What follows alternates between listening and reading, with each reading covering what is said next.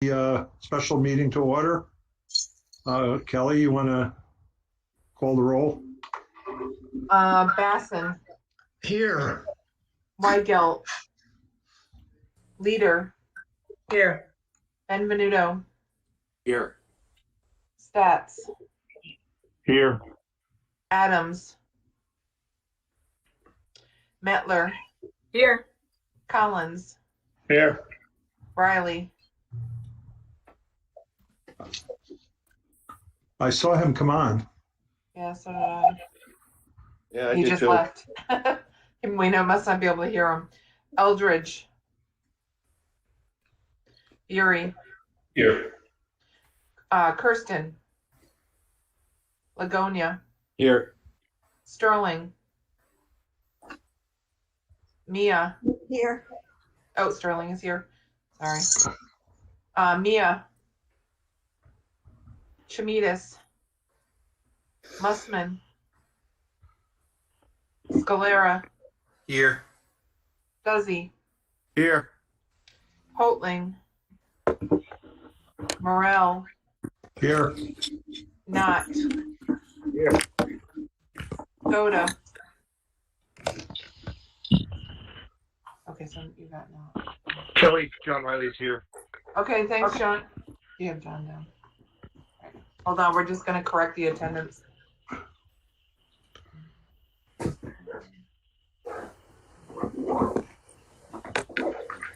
Okay, so we have 2327 present, 1208 absent. We have a quorum. Okay, thank you. So as many of you know, we have been looking at the whole issue of occupancy and occupancy tax for over a year now. We sort of got sidelined for a while with COVID, but we have started the process and the meetings back up again. And Ron Campanera and Art Basson and Heidi Cochran had been working on some research for us and have been meeting and talking with host compliance about a concept that we wanted to talk about tonight. So I'm going to turn it over to Art and Ron and Heidi at this point. Okay, Kelly, could you let Sam present, let her go through the presentation?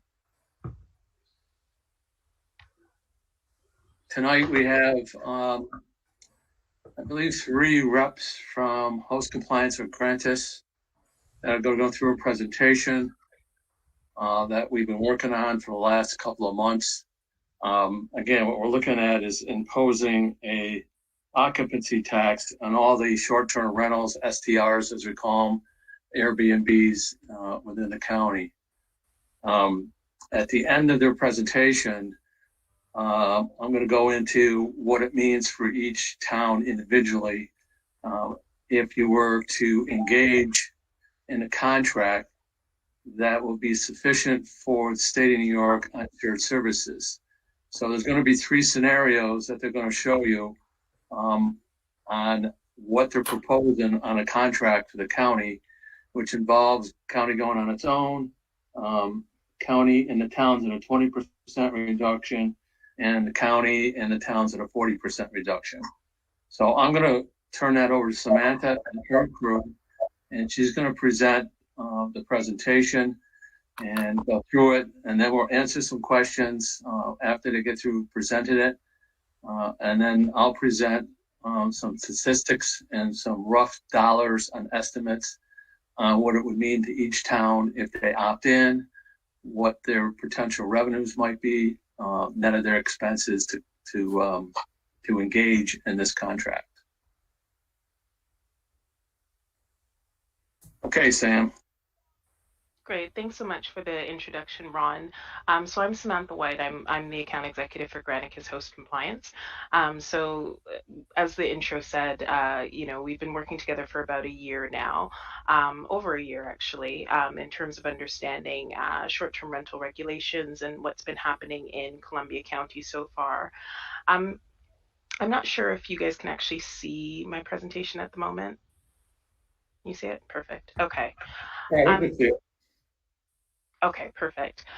So what I'm going to do is sort of do a synopsis because I know there's quite a lot of new faces on the call. And so I'll take you through a synopsis of what the actual service is first, and then afterwards delve a bit deeper. So looking at, as Ron had highlighted before, looking at the cost implications and what we've presented. I will say as well, the two other people that are on the call with me are Sam Morton, who's the Vice President of Sales at Granicus, as well as Josh Freut, who is the director for host compliance as well. So do stop me at any time if you have any questions or anything else that you'd like to sort of delve into, and then we can take it from there.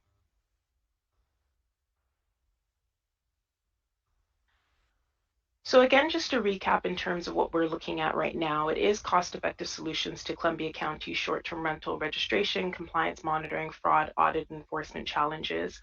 So the great thing in terms of the conversations we've had so far is it is looking at structuring a deal around Columbia County and the tax collection there, but also looking at the constituent towns and cities and just understanding how we'd be able to meet the need of both groups. So again, just a snapshot of where we started at the beginning of the year. So this was analysis in January of 2021. And what we actually found and identified is that there's about 1,103 short-term rental listings in Columbia County, which represents 962 unique rental units. So near about 1,000 unique rental units. So the difference between the rental unit number and the listings number is a unique rental unit is the actual physical property. So 123 Main Street, that house is going to be a physical property. Each one of those physical properties has the ability to list on more than one site, and that's the reason why the listings number is higher. So like say if you have 123 Main Street, they have the ability to list on Airbnb, VRBO, TripAdvisor, so there's going to be more listings on each one of those platforms. Some other analysis that we have is just looking at what's happening in Columbia County at the moment. You actually have quite a high median nightly rental rate of about $226 per night. So in terms of looking at the constituent towns and cities, you guys have a really good springboard in terms of the amount that you would charge for a permit. The annual cost for a permit across the US is about $250 per annum. And we usually say 2 times the median nightly rental rate. So that means that you could go from here at, 250, which is the average, all the way up to about 400, 450. The other thing is looking at the dynamics of the home types, and it is mainly entire homes that are being rented out. So before I sort of launch into the actual pricing that Ron had highlighted, I wanted to let you guys know like what is it actually in terms of the product itself. So basically what you're looking at is software as a service, and it's a password protected website. The different options that are available to you is looking at having a Columbia County instance. So Columbia County has their own product to log in and to understand what's happening in the county. And then each one of the constituent towns and cities would have their own address identification and their own service. So the good thing about that is as you guys start creating regulations, and some places have already adopted an ordinance, then you're able to track and understand what's happening specifically in your area as well. It's a password protected website and there's no seat license. So everybody within your county or the constituent towns and cities are able to actually use the service. And it's modular based, so you acquire what you need today and you can add any other components in the future.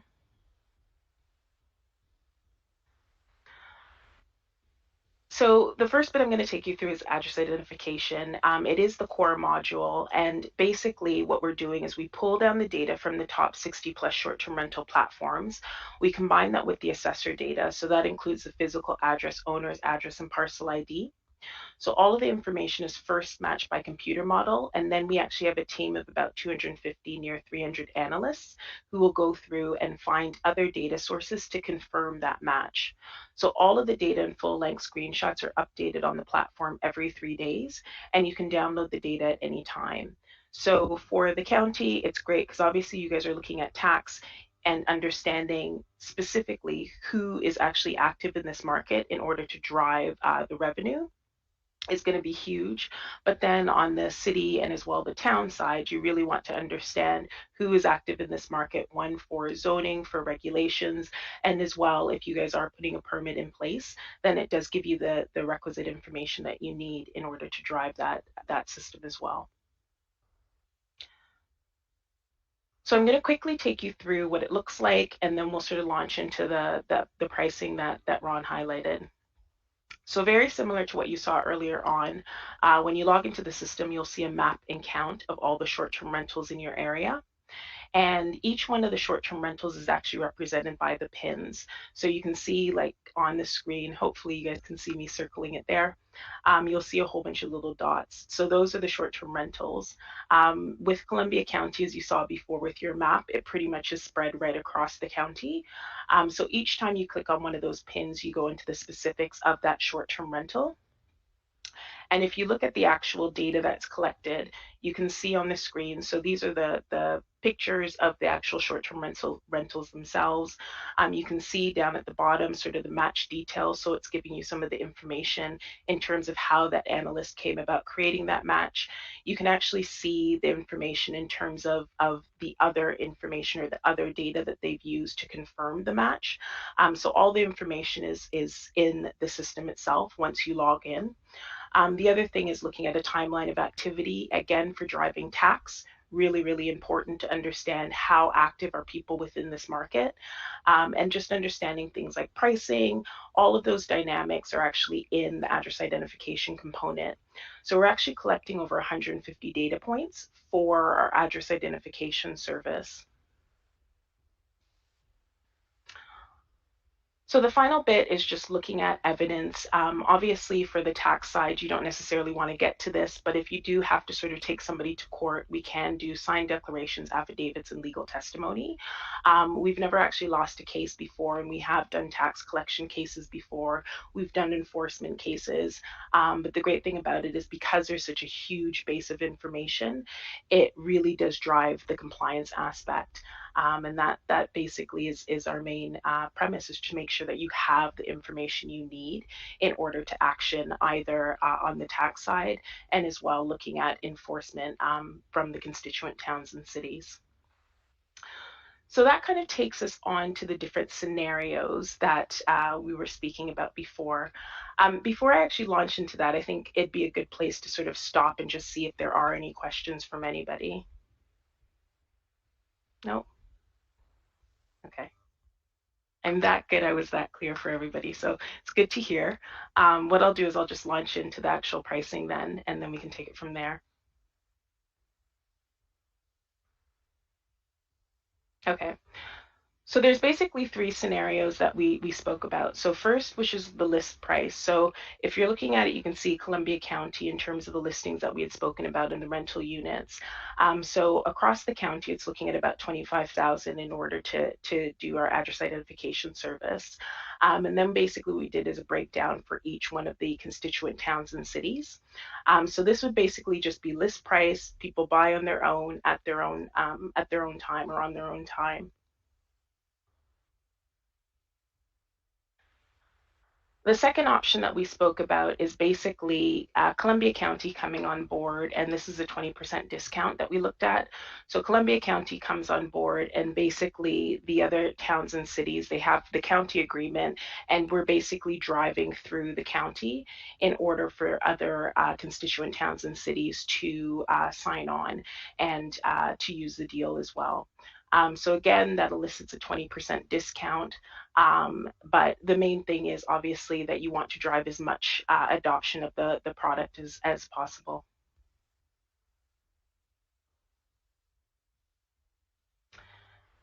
And the final component is looking at scenario 3, which is basically a bulk purchase.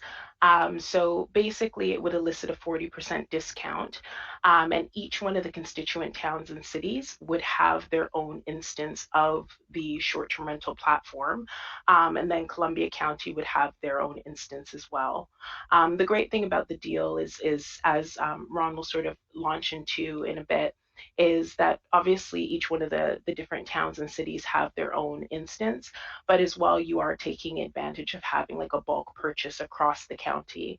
And so because of that, we get the biggest discount. And then everybody sort of is able to delve in, one, looking at the tax component and looking at the amount of ROI that can be or the amount of revenue that can be collected through the county, but as well as people start enacting their ordinances and the places that have enacted an ordinance, then they have the ability to use the data and use the information to drive one compliance, and as well looking at driving, you know, the capture of their permitting fees as well. So that gives you a good overview of the service so far. Again, I think it's a good place to sort of stop and just understand if there are any questions and delve a bit deeper into the specifics of the different scenarios that we have. Samantha, Matt Morrell, under scenario 3, what you're saying then is that the county would pay the bulk purchase and then charge the towns back?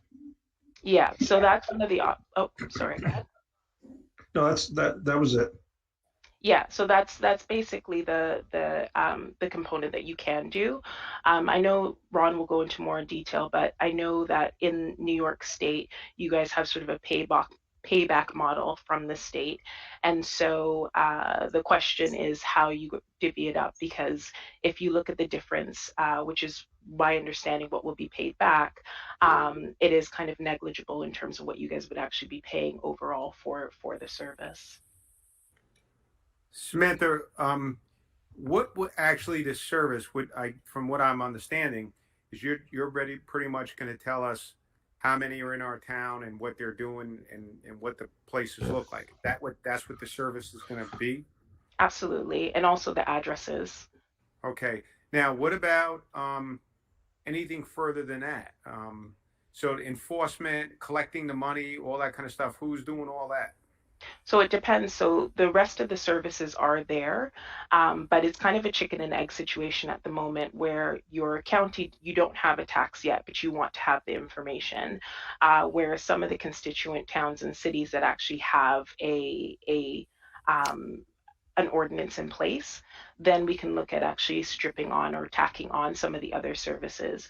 So we can do sending out the letters for the different towns and cities if they want to sign on to that as well.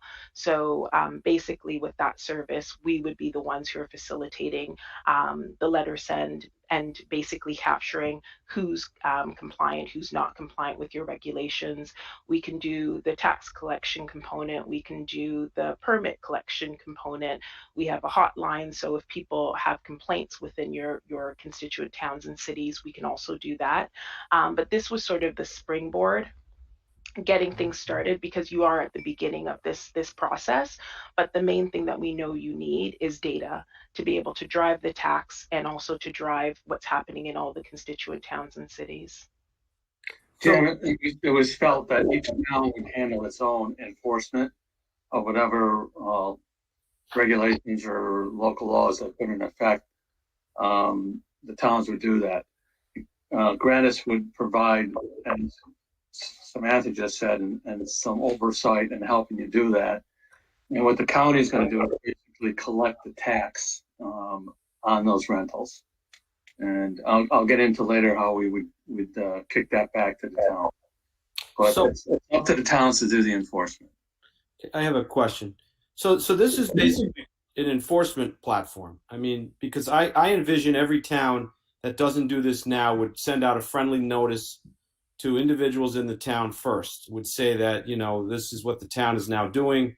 There's you have to pay an occupancy tax. They then have to file with the state, correct? And they'd have to get a federal tax ID number so that they have the ability to collect sales tax. How is that going to work? I think, Rob, that's a separate issue that we'll get into later, because the governor's budget provision does have, starting next year, the collections of sales tax and STRs. It's pretty much probably going to pass next week, April 1st or thereabouts. And if that happens, yes, I would envision each SDR is going to have to file with the state to get their own tax ID. As you know, if you're in business yourself, you got to pay sales tax. You're going to have a tax ID. So that'll probably be coming. Well, I don't know how else they would have that ability, Ron, but that's fine. We can talk about that later. But the question I have then is that this list that we would get town by town would give us the ability, as opposed to us doing the research and figuring out who has STRs in our towns, we would get this list that we could then, however each town decides, whether they're code enforcement officer or how they're going to do this, could then target those individuals with a letter that would say that, you know, you have a listing, bop, bop, bop, and the new regulations are such and such. So this would assist us in doing that, and it would be constantly updated so that we would have the ability, as these were updated, as we're checking it, to see any new ones that are coming on board, and it would just assist each town in the effort of collecting occupancy taxes, correct? Absolutely. Okay. Thank you. And then the permit, first of all, I'm rather flabbergasted at that number, that Copic has the highest number of these rentals, 128. Yikes. So I would have to go to 128 business owners and say, now you owe me, what do we say, $250 a year? Who does the permit go to? Does that go to Copic or does that go to the county? The permit is generally to Copic. So the county would generally take the tax, and Copic would be the one that's actually doing the administration of the permit. But we would have to pass a law then that no one would be allowed to rent unless they paid us a permit, right? I'm just thinking out loud. I mean, that's the way this would work, right? So basically, Yes. what's generally happened is you would create an ordinance with all of your regulations, and the permit is a part of it. So some of the people on the call, like I know Ankrum, we've been speaking to them. I'm going to say it wrong again, but Tectonic.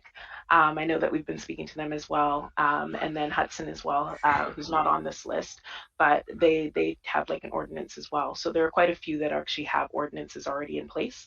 And yeah, that'd basically be it. You'd have the permit, and then you'd be able to identify who they are. If you wanted adjunct to that, because you guys do have like 100 short-term rentals, then we can tack on sending out the letters and all the other bits to it. But the first thing is where are they, who are they, and let's start regulating if it's an issue. I have a question for Ron. Ron, if we're going to go the sales tax route, will the sales taxes be distributed based on the same formula that they are today? Yes. Okay. Yeah. And So the permit fees come to the town, the sales tax would go to the county, and the county would then distribute that down to the towns based on the current formula. Right, for sales Okay. tax. Do you have estimates what that's going to look like? Well, we have an idea that gross sales last year for STRs and Airbnbs ran about $21 to $20 million a year. So if the state imposes sales tax, you're probably looking at $500,000 to Columbia County on that. And that would be distributed, as you mentioned, based upon the current formula of population back to the towns. The So current, so 500 I'm sorry, Gene, go ahead. well, yeah, thank you. That's a good point. So in other words, Copic would be collecting, would be receiving taxes based not on the fact that we have 128 units, but on the based on population, right? That feels wrong to me. Sorry. Ron, can you clarify for everyone that we're talking about an occupancy tax above sales tax here? Which is, I think, what Yeah. Yeah, I think that- there's taxes you could put in too. You're talking Yeah. two different things. Right. The other part of this, Supervisor Metler, is that the state is looking at a sales tax. There's a bill, but we're also have been looking at an occupancy tax, which I believe in talking with Samantha, that can be distributed based on usage. Oh, okay. Correct me if I'm Now wrong, I understand. Samantha. Yeah, Thank you. that's my understanding. Obviously, they're still working out and scripting out the state component, but the sales tax is different from the TOT tax. Okay. So one would be like 4% TOT, and that would be like I can't necessarily say how you guys are going to divvy it up. But yeah, that would be what you guys would look at in terms of the TOT in Columbia County. I have a question, Ron. So when you talk about $20 million and you talk about $500,000 in sales tax revenue, you're talking about 25% occupancy tax. Sales tax in Columbia County is 8%. 8% of 20 million is 160,000. So what are we talking about? We're talking like a 25% occupancy tax? No. Yeah, like the $500,000 on 20 million. with 4%, the county gets 4%. So 8% of 20 million is $1.6 million. Yep.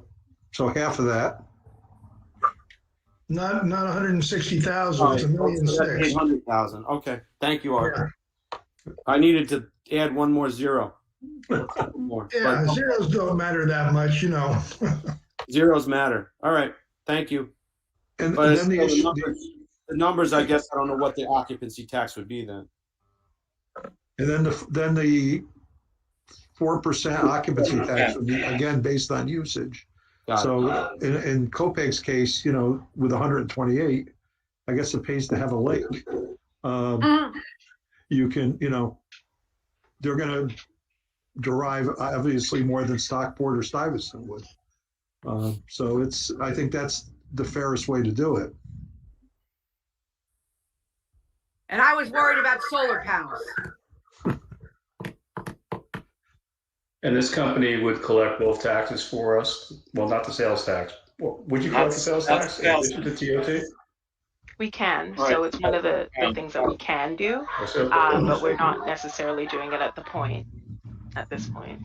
No, I understand, but we don't have to at the town level then put in a mechanism to collect, you know, TOT or sales tax on these entities. I think once the time is right and once you guys actually have a tax in place, then it is something definitely we could do. So in the future. Okay. Samantha, that would be an extra charge for that, correct? You're on mute. Apologies, my son is here, and so yeah, he's in the background. It's one of the things about having kids at home. But yeah, I think one of the components is just in the future, there would be an additional charge for it. But it is just looking at you know, when that's right for you, and also depending on what the mix is at that time, then being able to add that on. So, and just in terms of the permit fee, the towns would collect the permit fee and they would keep the permit fee. Patsy has a question. That would definitely be the case. Yes.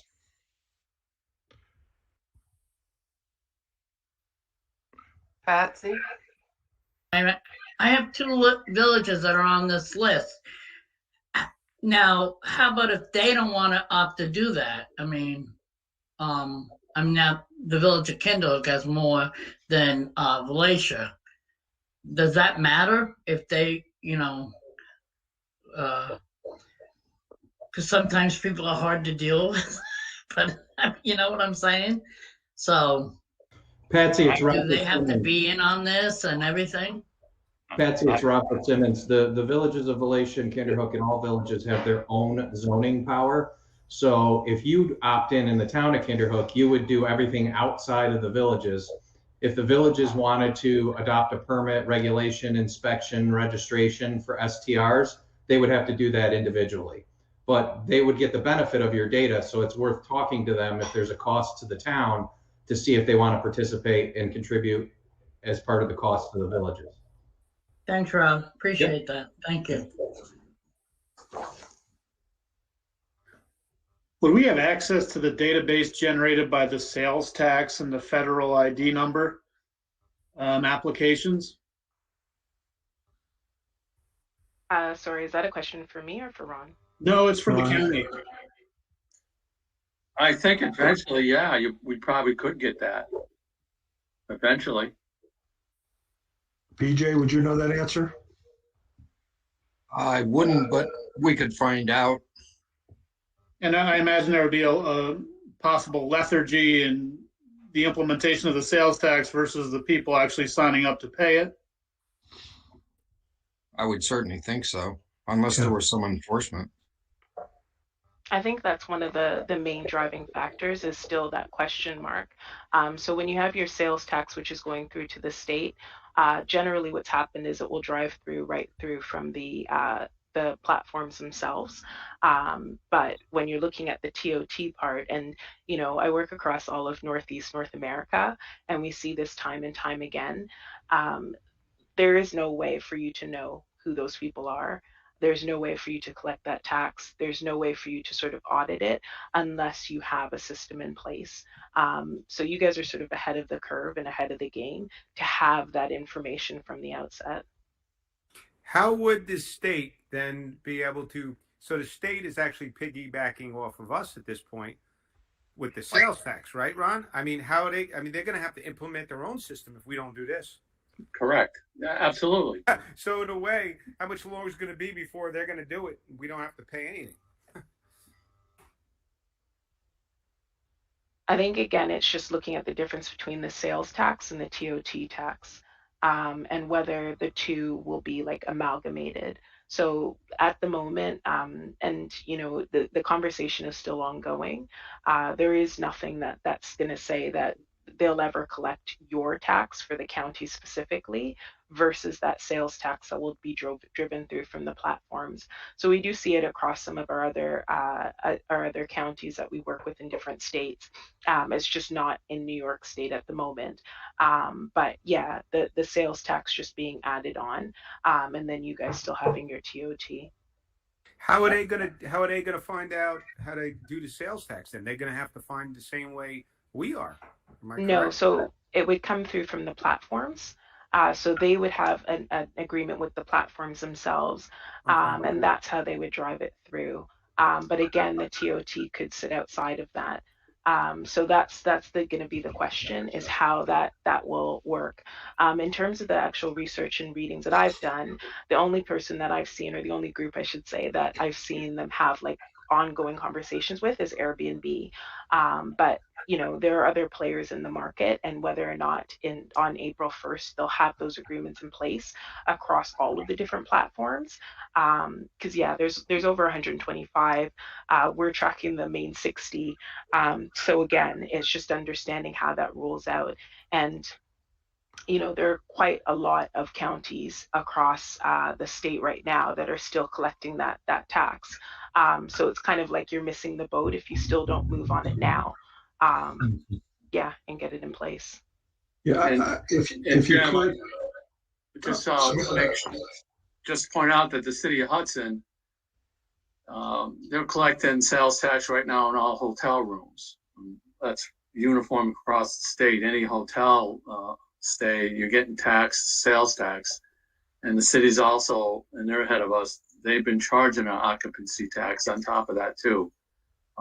So I think the state is pretty much going to follow that scenario, what they're doing right now with hotels across the states and collecting sales tax.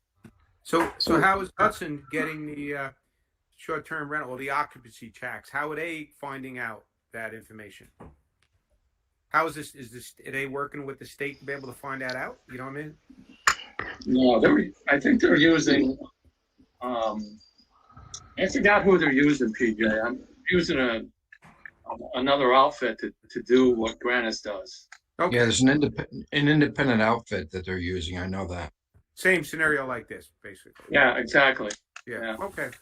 And in Hudson, they're requiring them to register in Hudson, or they're permitting them, so they have pretty much of an idea who they are. That's why we're cutting Hudson out of this, because they're already doing it, and it would be double tax and a double tax. So. Right. But Ron, are they doing it on just hotels, or they're doing it on Airbnbs as well? They're doing it on Airbnbs too. Yeah, they're ahead of us. This sort of levels the playing field, because all hotels are paying sales tax and some are paying occupancy tax already, whereas the Airbnbs and some of these short-term rentals are not paying any tax whatsoever. So it levels the playing field for the hotels, and it becomes a resource for us because they've never, they've never paid anything. And what works in my mind is the fact that we're not taxing local people. We're taxing people coming into the area to stay at these places. I agree with that scenario, Matt. You're right. But we'll adjust our prices downward to make it as attractive as it was prior to the implementation of the charges.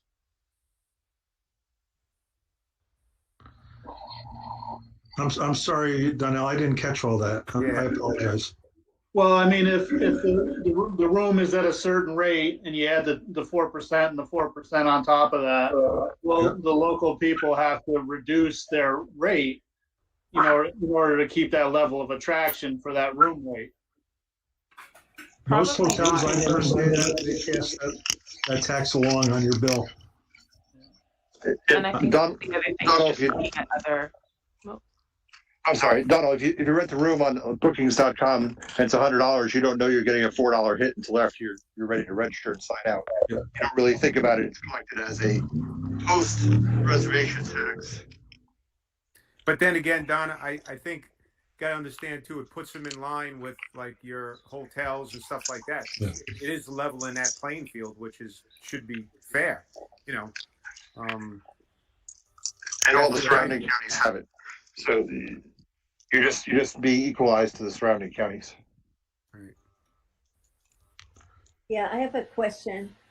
So it looks to me like if we use your service here, we would get a list now of all the places. So that we could send out a list after April 1st saying you now have to register by law and pay this extra sales tax. So ideally, a lot of people would sign up now, whereas if we do nothing, it might take us, let's say, 2 years for maybe only half the people to be in compliance because nobody's out looking for them. So two things. So one thing is just looking at the way the mechanism works is it's actually, we do send monthly reports through. But basically it's always online. So, if somebody wants to come in at hopefully not midnight, on the weekend, the program is still running. Like we're doing snapshots at different times, different days, just to make sure that it's the most robust data possible. So you'll always have that running tally and the running information. But just sort of getting away from the idea of a list, because that means that you're still waiting for sort of updated information, whereas this is always living and always updated.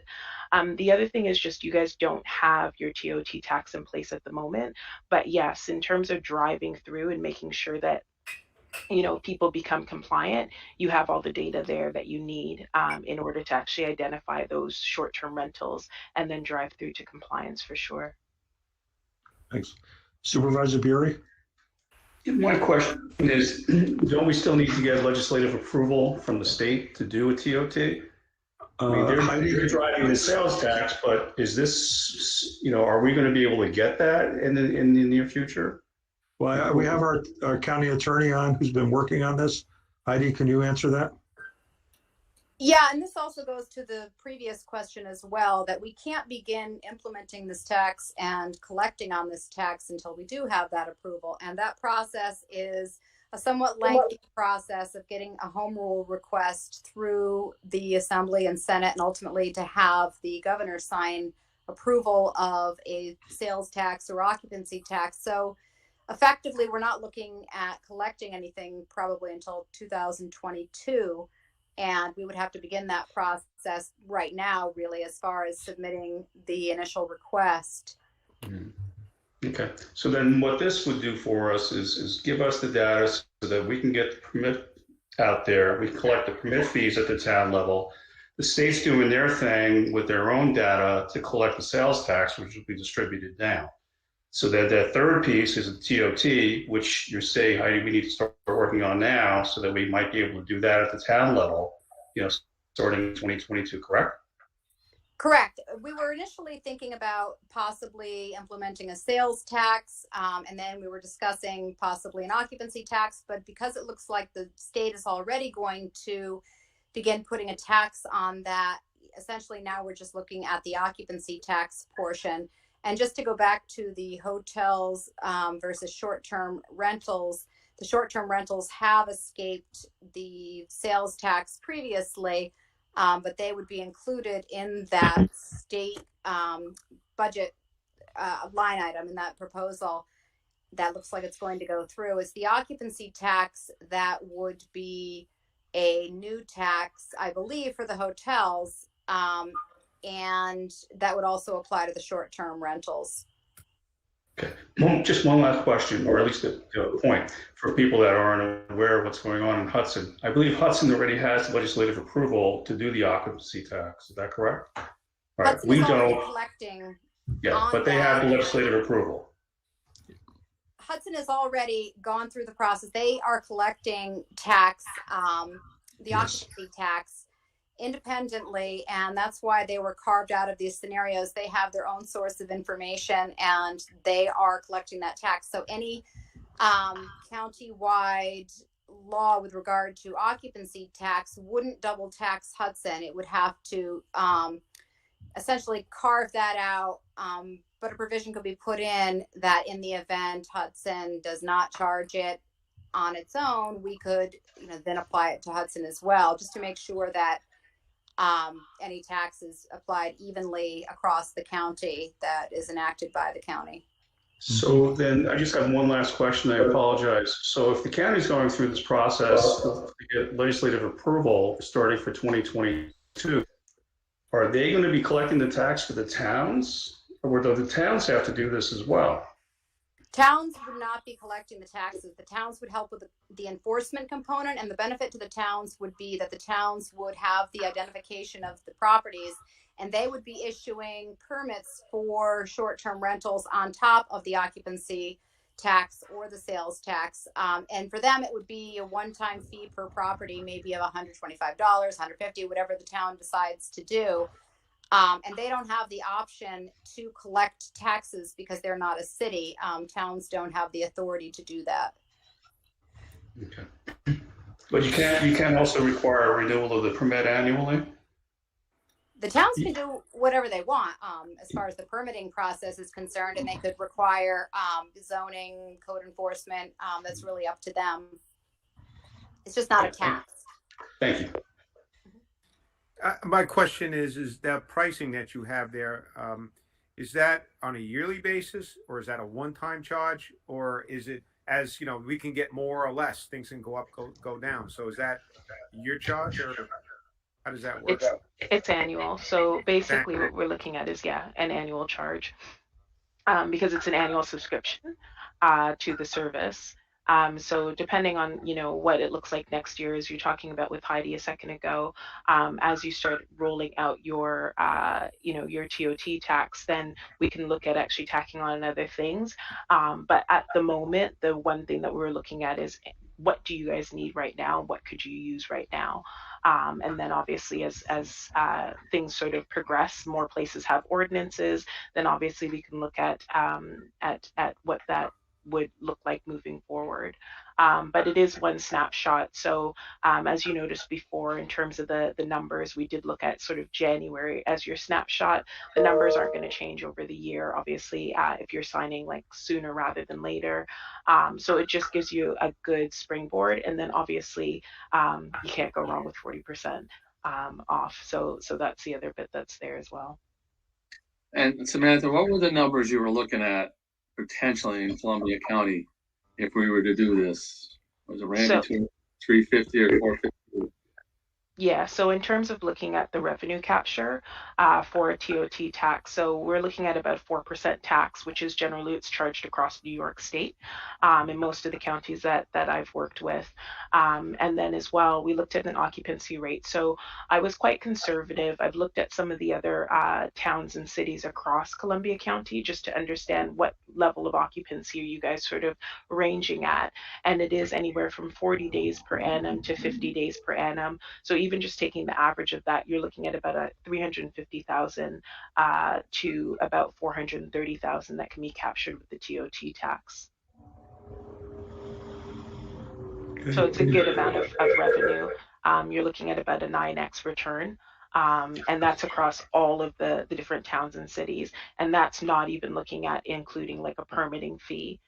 So the good thing about it is, you know, once you start looking at having a permit, plus you have your sales tax, you know, there's a good ROI that's there for each one of the towns and cities. And then as well, you have seriously robust data in order to drive any sort of decisions that you're making across each one of the constituent towns and cities as well. Art Basson, do you have anything to add?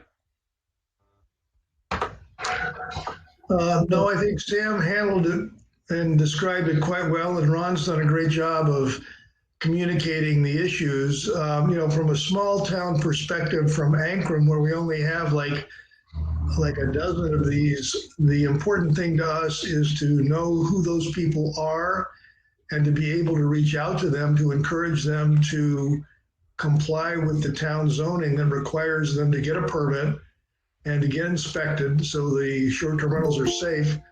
And I think with the 40% discount and the possibility of shared service reimbursements from the state, the net cost, I guess, is going to be for the whole county, if everybody signs up, like $18,000, which is a fairly reasonable amount of money to provide us with the information to control short-term rentals.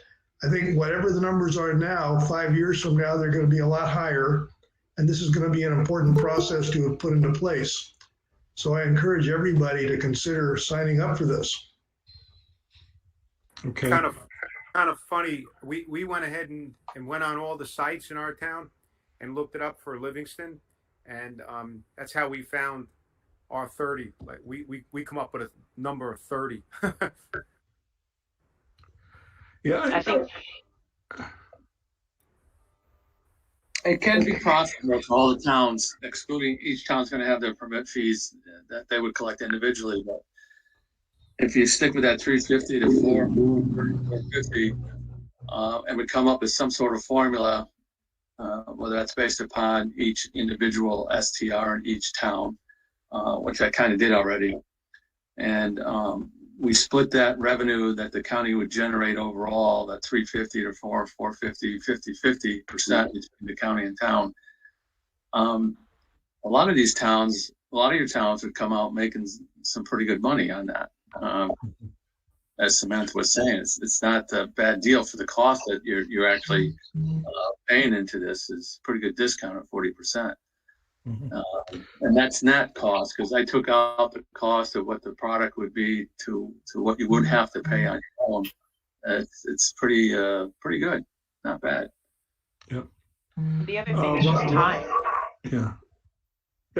Rob Lagoni, you have your hand up? Yeah, so the only enforcement authority any town would have would be the permit portion of it. The sales tax portion of it would be enforced by the state, correct? So if any town that opted out of this, then basically the onus would be on the state to collect the sales tax if it's legislatively approved, correct?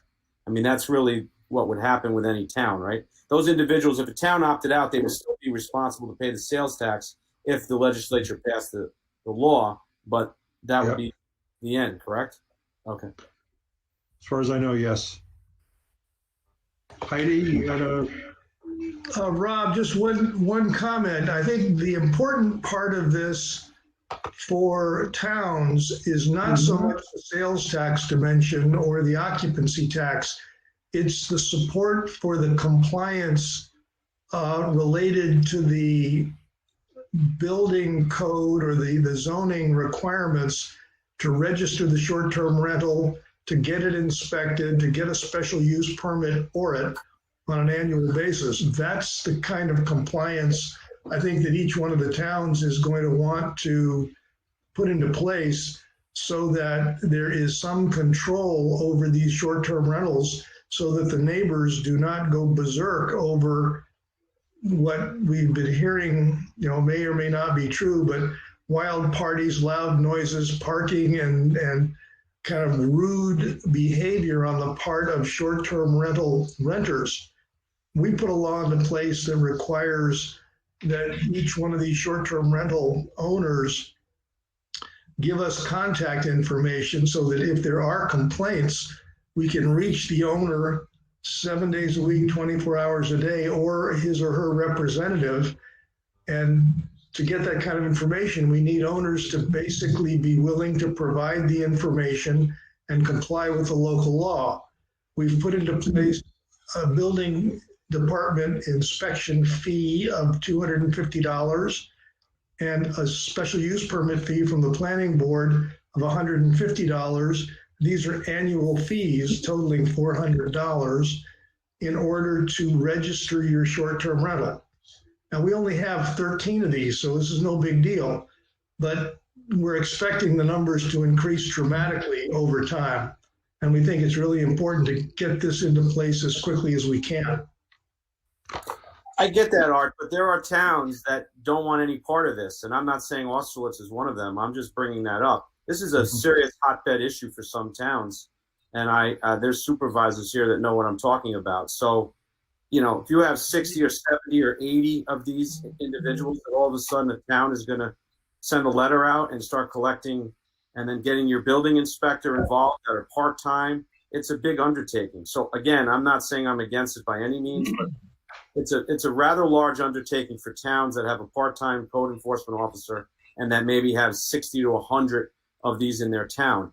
It's a tremendous undertaking. So I just, yes. I understand that completely, Rob. I agree. It's a major problem.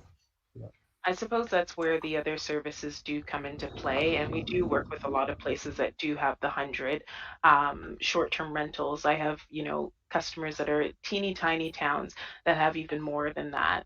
And that is the undertaking that's there, but there are other options in terms of inspection. One of the things that we talk about, and with the mobile permitting, we didn't delve into it because, as I was saying before, the first step is, where are they? Let's understand what's happening with them, and then sort of rolling it out as time dictates. But in terms of looking at the mobile permitting component, that's really where you are looking at what components of your ordinance do you want to enforce. So things like smoke detectors, for instance, we can upload pictures and videos of those. Parking is one of the things that tends to come up, overcrowding in properties. So all of those things can be migrated into an online environment. And then obviously you're still doing a snapshot in terms of the actual enforcement component, but stripping it back so that way it is something that is manageable for the towns and cities. And that's why we are so successful, is because we are making sure that you have the parameters in place, and then afterwards driving through to enforcement. But a lot of it can be computerized. We have one customer, and obviously it's a bit bigger than what you're seeing in like the towns and cities, but they have like 1,000 short-term rentals, and it takes them an hour a week to enforce and to actually manage. So that's the thing, is just making sure that you have the right parameters in place in order to drive that compliance still. I want to move this along if possible. I know that Ron Knott has a question, but before we do that, I just wanted to say that I know this is the first time some of you are hearing this. Some of you have participated in our occupancy tax meetings. I think that we will have another meeting soon. And I would encourage you to gather your questions, and get them to the committee that can then be passed on to host compliance, because I'm sure you all have questions, and the more you think about this, you'll have more questions. But as I said, this is the first time a lot of you have heard this or talked about it. Ron Knott? Yeah, I think we're getting close to it, but I think when we start analyzing numbers, we want to really count on the fact that in order to do this properly, towns are going to have to add $10,000 or $15,000 a year to their budget to increase building inspector workout, and that may be a cheap estimate, but we got to keep that in mind. Our building inspectors are already overworked, and most of them aren't doing what the law requires today. Ron, I want to second that. I think you're absolutely right. And we just, in Ankrum, we just put another $10,000 in our building department budget just to provide capacity, not just for this kind of thing, but for the dramatic increase in building department work based on all of the home sales and home improvement projects that are going on. So we basically just added 50% to our building department budget. And I think that's going to be something we're going to need to do going forward. I think one of the things to keep in mind, though, is just looking at that growth in this market. And, you know, the way that it was described once by one of our customers is it's kind of like an iceberg. You start seeing it come towards you, and you don't see what's underneath the surface. And so, you know, when you have the information, you have the data to actually be able to action it from now. It means that you are getting a handle on what's happening within your communities. Whereas if you leave it and then it's like 100, 200 short-term rentals, at some point, you know, you're still going to have to deal with it. But it's better to be armed with the information that you need from the outset. Mm-hmm. Samantha, can I ask you when your data was collected? Because these numbers actually seem very low to me. We track it at Gallatin. Pre-COVID, we were at 86. So, I think these must be post-COVID numbers. They are. So it's January of 2021 was the data capture. So again, for pricing, it always works to your advantage to do a data capture at like a lower point. But we're constantly tracking it. So once you're a customer, then it is every 3 days that you're getting the updated information, and that's different times of day as well. And the one thing that we do know, especially in a place that has like seasonal rentals, is as you're going and ticking closer to the spring, summer months, the numbers do go up. And your proposal for subscription is based on the number of registered homes, so it'll go up as the numbers. No, so it's kind of a one-shot deal. So as I was saying before, like we don't keep the prices forever, and you have our VP and you know, director on the line. But yeah, the numbers aren't going to stay like that forever. But in terms of looking at actually creating a contract and being able to do something now, we have kept the prices the same, and they'd stay like that for the year if you're contracted. So, you know, as your numbers go up in the summer, we're still capturing that data. We're still on a year-to-year basis. honoring that price. On a year-to-year basis, are they tracking? Is the subscription plan based on the number of registered units or a flat fee? No, it's based on the number of short-term rentals in your area. Right. So what I'm telling the supervisors is that these numbers are probably half of what they were pre-COVID, and you should think about double the number of units, and the fee is going to be probably double once we get past COVID.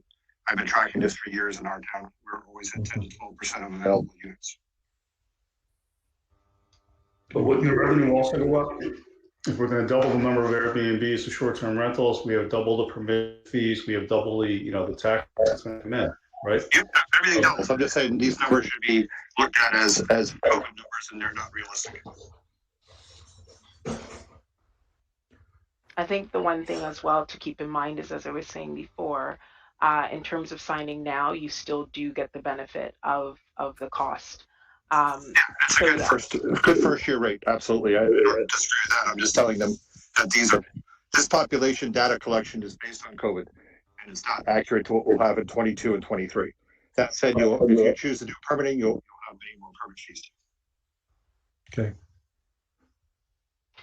So in terms of next steps and taking it forward, as you were saying before, you guys are looking at this for sort of a first time for quite a few of you, because I do see quite a lot of new faces. I know that you do have to discuss it and stuff, and Ron has been quite kind in terms of just coming back and keeping us abreast of all of the other components. Is there anything that you guys sort of see as being a next step, or how you sort of want to take this further forward? Well, like I had said, Samantha, if people, I'm sure they're going to have questions. If they can gather their questions and get them to Ron and the committee, Art and Heidi and you know, and myself actually, and maybe within 2 weeks, if you're available, we can schedule another meeting, you know, to answer some of those questions and you know, see what take people's temperature on this issue.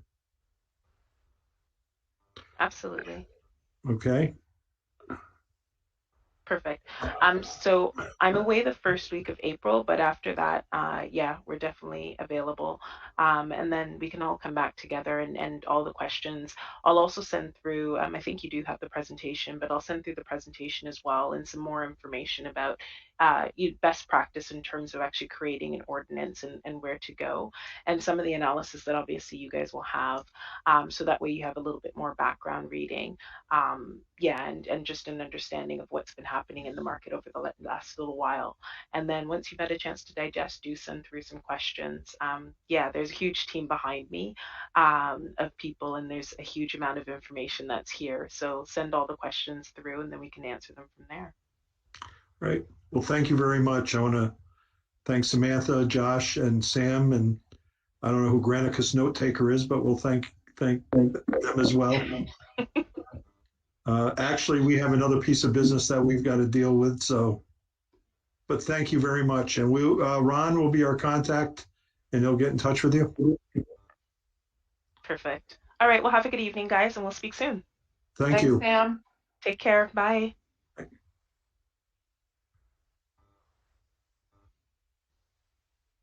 Okay, we just got to. Note taker is the automatic robot that collects the video for their quality assurance. Okay, are we good, Kelly or Sherry now? Yeah, but you need to do a motion, right? To go Yeah. into. Okay. All right, so I need a motion to go into executive session for contractual issues. I'll make that motion. I will make a motion. We get to executive session. Yep. Second, Ron Knott.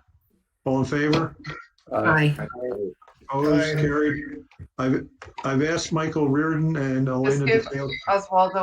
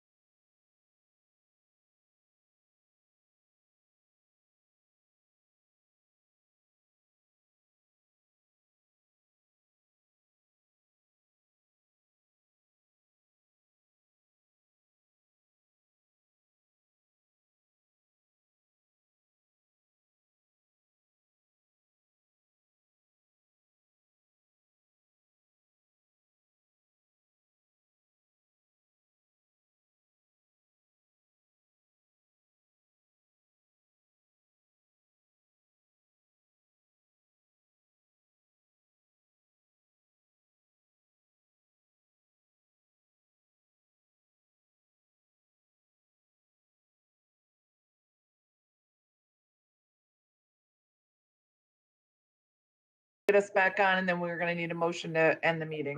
Yep, thank you, Kelly. Yeah. Hungry. Thank Okay. you. I need a motion to adjourn this Board of Supervisors meeting. Motion. Here. Motion, Mike Benvenuto, second, Kathy Eldridge.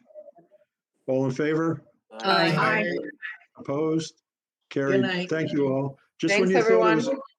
Just when you thought it was complicated.